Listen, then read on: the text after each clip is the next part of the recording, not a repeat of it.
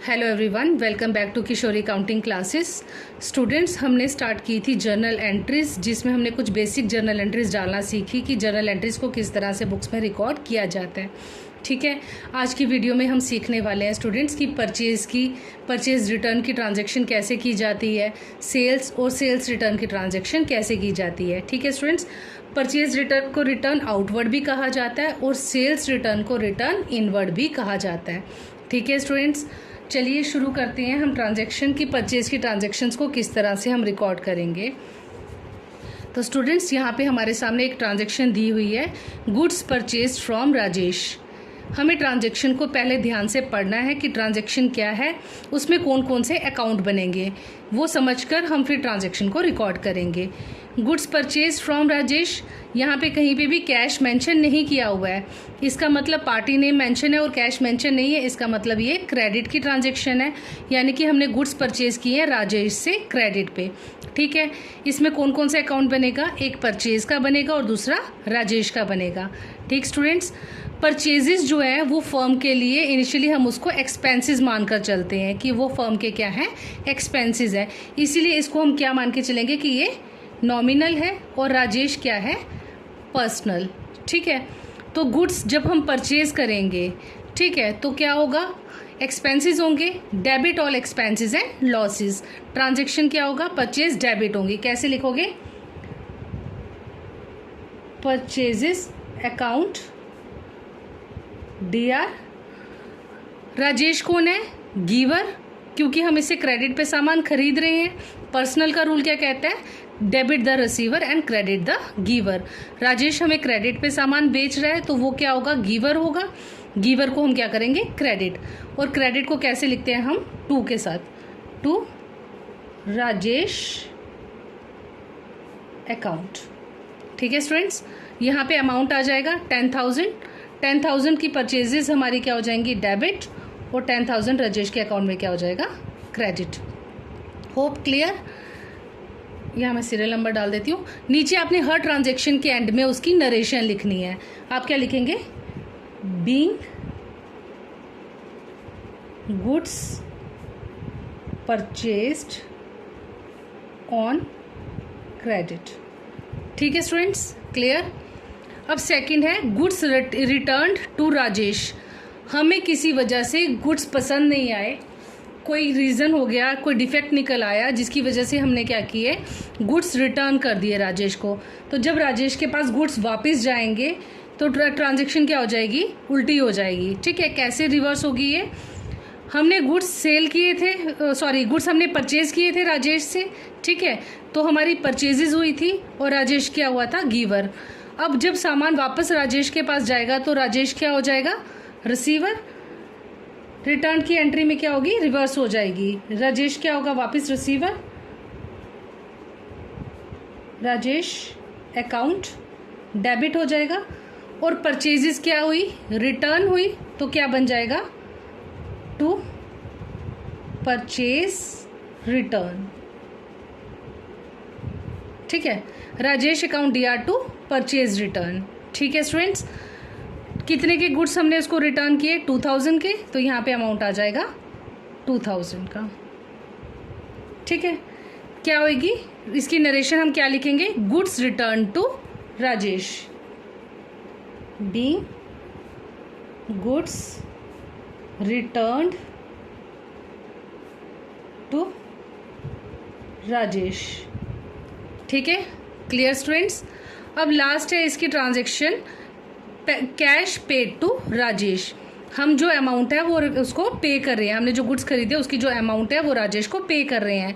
तो इसकी ट्रांजैक्शन कैसे बनेगी, कौन कौन से अकाउंट बनेंगे इसमें, एक कैश का और दूसरा राजेश का। हम पे कर रहे हैं तो कैश जाएगा, कैश क्या है, रियल, और राजेश क्या है, personal.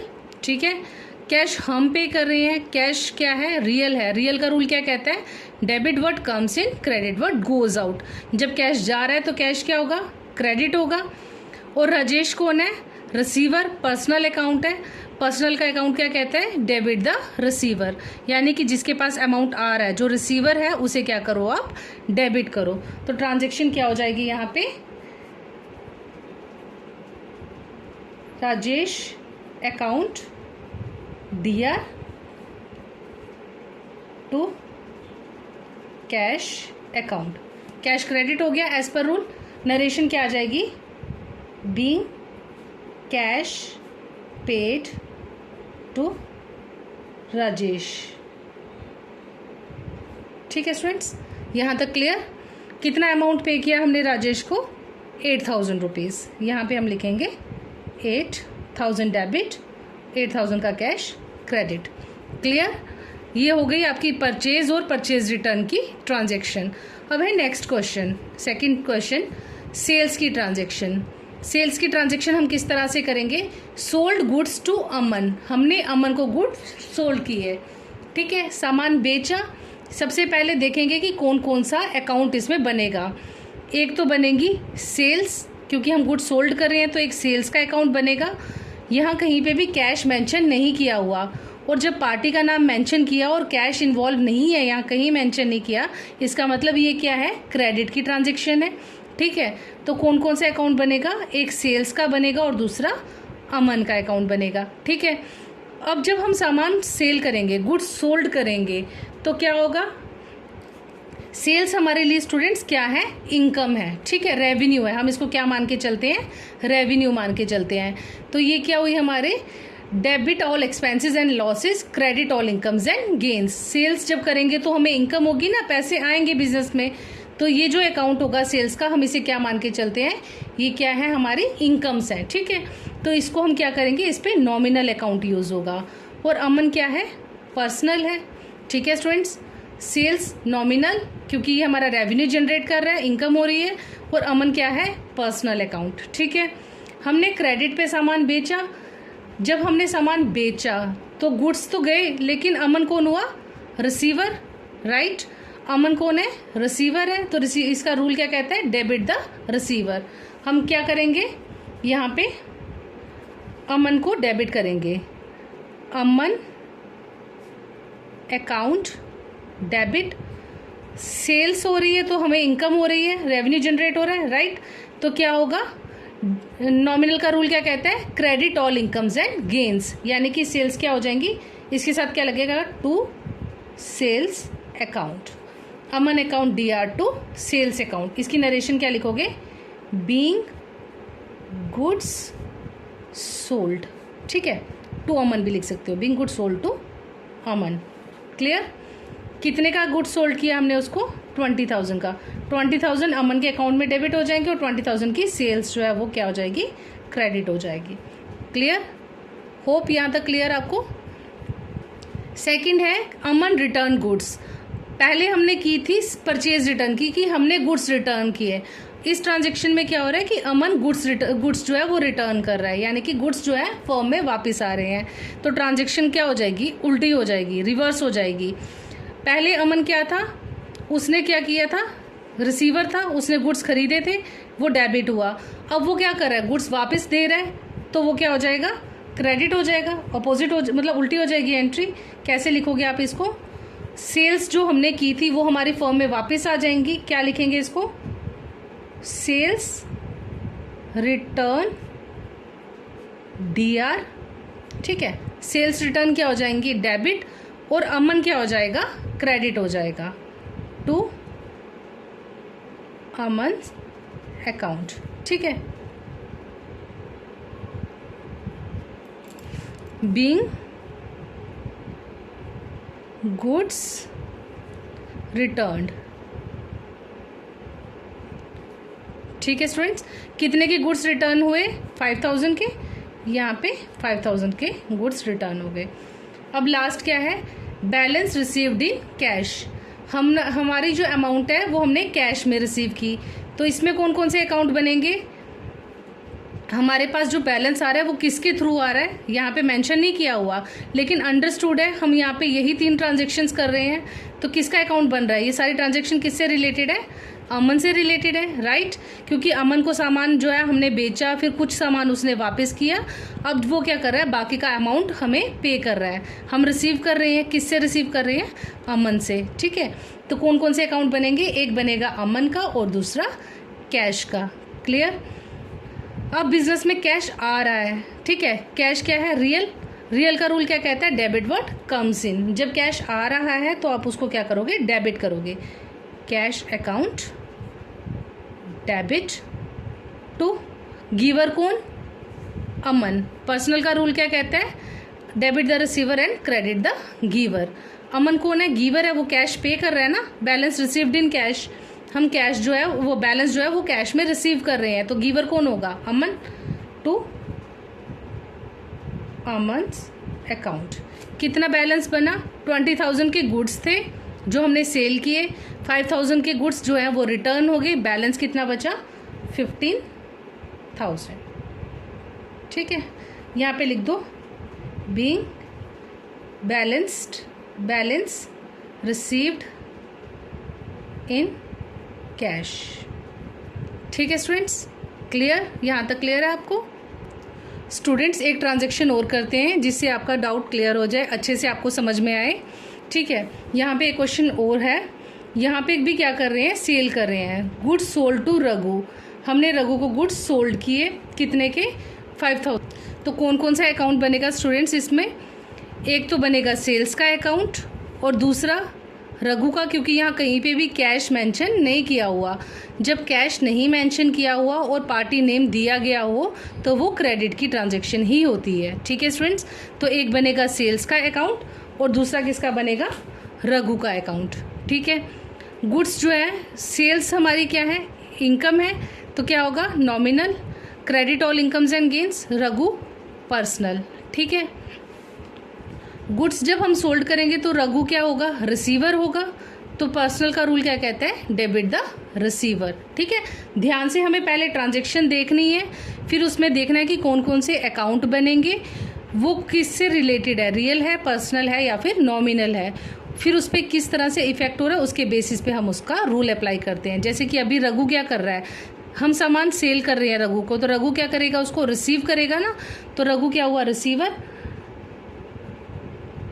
Raghu account DR, debit the receiver. ठीक है, सामान सेल हुआ, हमारे बिजनेस में क्या हुआ? बिजनेस की इनकम हुई। ठीक है, रेवेन्यू जनरेट हुआ, तो क्या होगा? नॉमिनल का रूल क्या कहता है? Credit all incomes and gains. तो सेल जब होगी तो क्या होगा? To sales account. ठीक है स्टूडेंट्स, इसके नीचे नरेशन लिख दोगे being goods sold on credit, ऐसे लिख देना। ठीक है, कितने के गुड्स सोल्ड किए हमने? 5,000 के, तो अमाउंट यहाँ पे 5,000 डेबिट और 5,000 की सेल्स क्या हो जाएंगी? क्रेडिट। नरेशन लिख दो being goods sold on credit to Raghu. उसके बाद है next, Raghu return 20% of goods. Raghu को हमने सामान सेल किया 5,000 का, जिसमें से उसने 20% के गुड्स जो है वो रिटर्न कर दिए। तो सबसे पहले तो ट्रांजैक्शन क्या होगी? रिवर्स हो जाएगी, यानी कि इसको क्या होगा? रघु जो है वो क्या हो जाएगा? क्रेडिट हो जाएगा, और सेल्स जो होंगी वो क्या हो जाएंगी? डेबिट हो जाएंगी। कैसे लिखा जाएगा इसको? सेल्स रिटर्न हुई है ना, तो क्या लिखोगे? सेल्स क्या हो गई? रिटर्न हो गई। Sales return account debit. ठीक है, सेल किसने रिटर्न की? रघु ने की, तो रघु क्या हो जाएगा? Credit to Raghu's account. ठीक है, कितने के गुड्स उसने रिटर्न किए? 20% गुड्स उसने रिटर्न किए हैं। हमें 5,000 का 20% निकालना है। कितना बना इसका? इसका बना 1,000। 5 to 10, 1,000। ठीक है, कितने के गुड्स उसने रिटर्न किए? 1,000 के गुड्स उसने रिटर्न किए, तो सेल रिटर्न कितने हुई? 1,000। क्लियर? यहाँ तक समझ में आया आपको? उसके बाद लास्ट एंट्री है, balance is received from Raghu through cheque. हमने जो बैलेंस उससे रिसीव किया, जो हमने उससे पैसे लेने थे, वो बाय चेक रिसीव किए हैं। ठीक है, थ्रू चेक रिसीव किए हैं। तो ट्रांजैक्शन कैसे होगी? बैंक में पैसे आ रहे हैं, क्योंकि जो भी चेक से एंट्री होगी वो अकाउंट कहाँ जाएंगे? पैसे बैंक में जाएंगे। ठीक है, तो बैंक का अकाउंट क्या बनेगा हमारा? बैंक से बैंक रिसीवर होगा। बैंक को भी हम क्या मान के चलते हैं स्टूडेंट? बैंक क्या है? पर्सनल। बैंक को क्या मान के चलते हैं? पर्सनल। ठीक है, तो ये भी क्या है? इसका रूल क्या कहता है? पर्सनल का रूल क्या कहता है? Debit the receiver. ठीक है, पर्सनल का रूल क्या कहता है? Debit the receiver. जब बैंक में पैसे आएंगे तो बैंक अकाउंट क्या होगा? डेबिट हो जाएगा, राइट? किससे रिसीव कर रहा है? रघु से पैसे आ रहे हैं, तो रघु कौन होगा? गिवर। ये भी पर्सनल है, ये भी पर्सनल है, राइट। तो पर्सनल का रूल क्या कहता है? Debit the receiver and credit the giver. Bank debit हो जाएगा और रघु क्या हो जाएगा? क्रेडिट के साथ टू लिखेंगे, टू रघुस अकाउंट। ठीक है, कितना अमाउंट रिसीव हुआ हमें उससे? 5000 के गुड्स हमने सेल किए थे, 1000 के रिटर्न हो गए, बैलेंस कितना बचा? 4000। ठीक है, तो क्या लिखोगे? Being amount received by check.